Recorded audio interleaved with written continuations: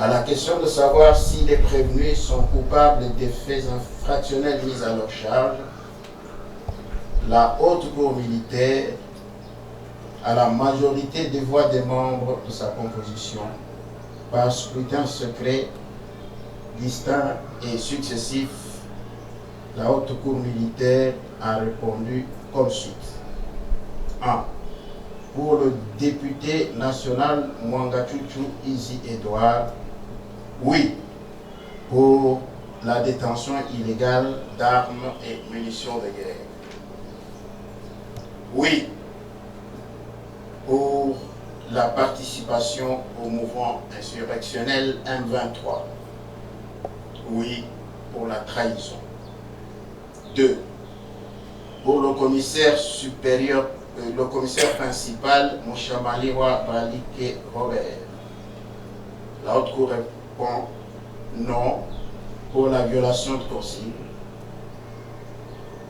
résultant de l'omission de prévenir son supérieur d'un fait connu exigeant manifestement que des mesures militaires soient prises.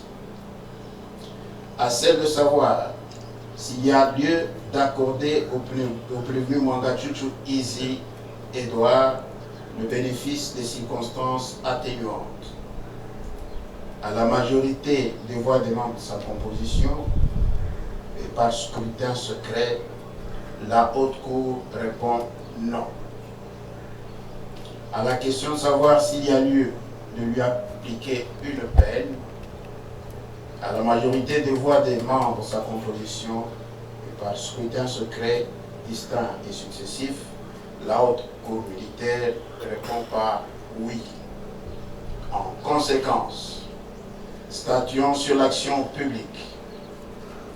Pour le prévenu commissaire principal Mouchamaliwa Balike Robert, dit non établi en fait droit l'infraction de violation de consignes mises à sa charge, l'en acquitte purement simplement et le renvoie de fin de toute poursuite et sans frais, mais ceci à charge du Trésor et ordonne sa libération immédiate.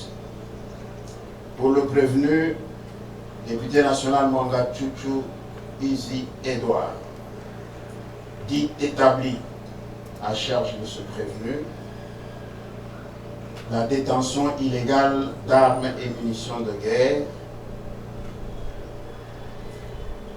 la participation au mouvement insurrectionnel et la trahison.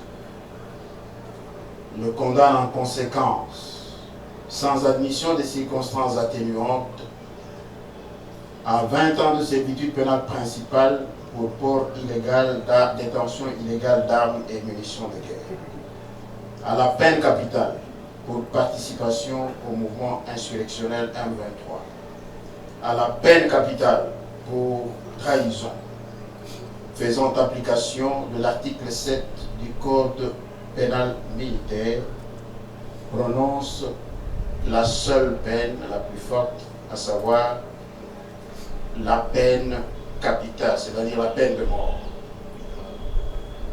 Confirme sa détention.